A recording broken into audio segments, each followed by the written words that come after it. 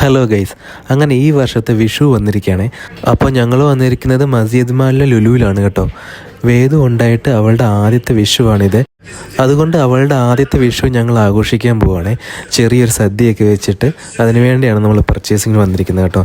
വന്നപ്പോൾ തന്നെ എല്ലാ പച്ചക്കറികളും ഇവിടെ സെറ്റാക്കി വെച്ചിട്ടുണ്ടായിരുന്നു. നമുക്ക് ആവശ്യമുള്ള വിഷു സദ്യക്ക് ഒരുക്കാൻ പറ്റിയ എല്ലാ ഐറ്റംസും ഇവിടെ ഉണ്ടായിരുന്നു.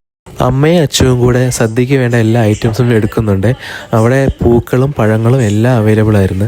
ഞങ്ങൾ വൈകിട്ട് ഒരു 8 മണിയോട് കൂടിയാണ് പർച്ചേസിങ്ങിന് ഇറങ്ങിയത് കേട്ടോ. അത്യാവശ്യം നല്ല തിരക്കും ഉണ്ടായിരുന്നു. പിന്നെ ഈ പഴങ്ങളും പച്ചക്കറികളും മാത്രമല്ല കേട്ടോ, അവിടെ ഒരു പായസത്തിൻ്റെ കൗണ്ടറും കൂടെ ഉണ്ടായിരുന്നു. അവിടെ വെറൈറ്റീസ് ഓഫ് പായസം ഉണ്ടായിരുന്നു. പിന്നെ കണി വെക്കാൻ അത്യാവശ്യമായിട്ട് വേണ്ട കണിക്കൊന്ന ഞങ്ങൾ വന്നപ്പോൾ കണ്ടില്ല കേട്ടോ. പിന്നെ കുറച്ച് കഴിഞ്ഞപ്പോഴേക്കും പുതിയ സ്റ്റോക്ക് വന്നു. അതിൽ നിന്ന് നല്ലൊരു കണിക്കൊന്ന നോക്കി ഞാൻ എടുത്തിട്ടുണ്ട്. അപ്പോൾ നമ്മുടെ ഐറ്റംസ് എല്ലാം റെഡിയായി, പർച്ചേസിങ് എല്ലാം കംപ്ലീറ്റ് ആയിട്ടുണ്ട്. ഏകദേശം നമ്മൾ വാങ്ങാൻ ഉദ്ദേശിച്ച് വന്ന എല്ലാ ഐറ്റംസും നമുക്ക് ഇവിടെ നിന്ന് കിട്ടിയിട്ടുണ്ട് കേട്ടോ. ഇനി നമുക്ക് ബില്ലിംഗ് കൂടെ മാത്രമേ ബാക്കിയുള്ളൂ. അപ്പോൾ ബില്ലിംഗ് കൂടെ കഴിഞ്ഞാൽ നമ്മുടെ പർച്ചേസിങ് ഫുള്ള് കംപ്ലീറ്റ് ആകും കേട്ടോ.